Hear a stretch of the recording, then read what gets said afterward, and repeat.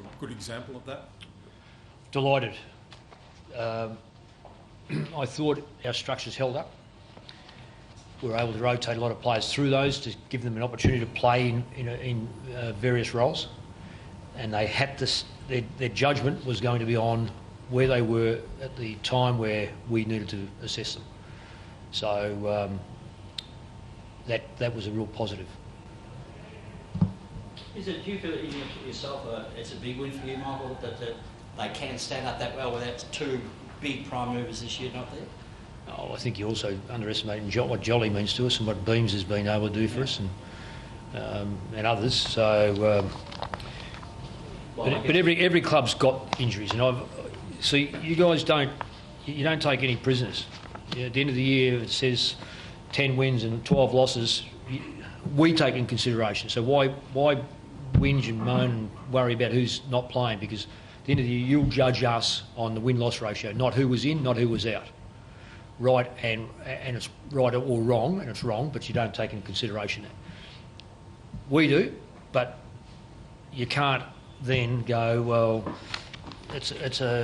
we blame injuries, because internally we know what's cost us or what hasn't cost us, so you get on with it. And that's my belief's always been that since Footscray days, is just move forward, take what you can, and train up as many players in the correct procedure.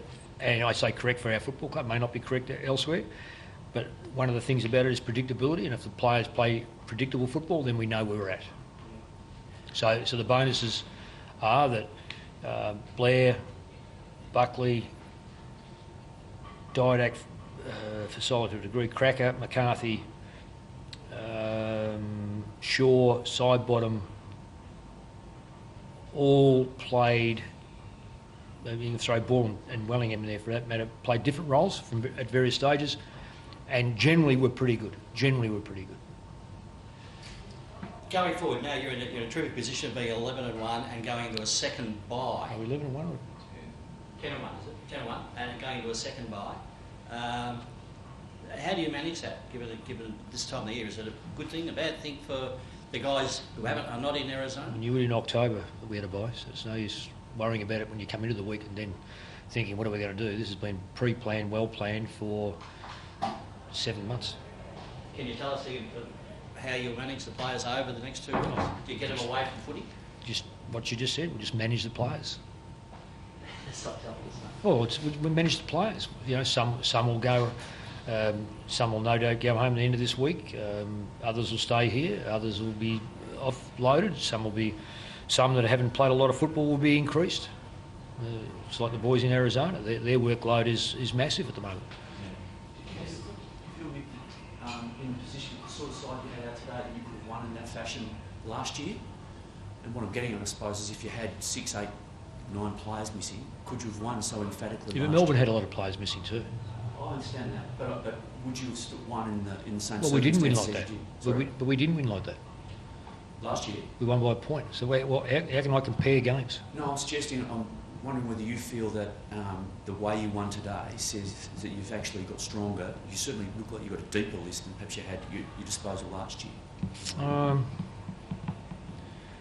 I thought today we gritted the teeth, and when the boys ran down the race, they'd already committed to getting things right and not leaving it to chance or luck.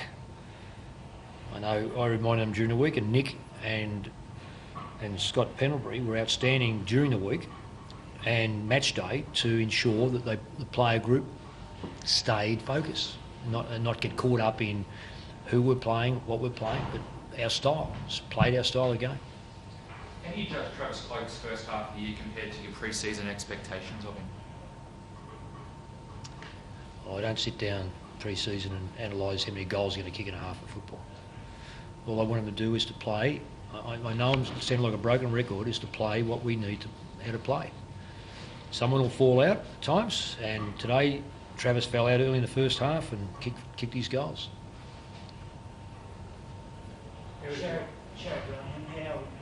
Well, he's probably more the talking point, because when players who play regularly in those spots, and Sherrod has played in those spots, but he was probably elevated in terms of his experience and his knowledge of the game, of our game structure, to enhance his ability to take under his wing, if you like, along with Scott Pendlebury and Luke Ball, players like I mentioned, Blair, Sidebottom, McCarthy, Heath Shaw, etc., and Cracker, that all went through the middle. So he was elevated, and he grabbed that opportunity, and he's demonstrated today that he likes that responsibility. So it's terrific for us. When you say elevated, you mean telling those other guys sort of... Well, he was elevated in terms of the fact that historically, I suppose, you always, if you've got a good midfield, someone goes 1, 2, 3 and 4th or 5th. Sherrod has always probably walked in the shadow of Swan and Pendlebury and Ball and perhaps even Dale Thomas. So he may have even dropped in terms of his experience and so forth. Today he jumps up into the top 3 via sheer fact of his volume of games, his knowledge, his endurance, because he's seasoned for it. So he goes up and he performs accordingly, which is terrific for him. There's a lot of players that don't grab the opportunity and fall away. So I hope now that Sherrod understands his value to the team and has similar games on a week-to-week basis. Any more, folks? All done? Good.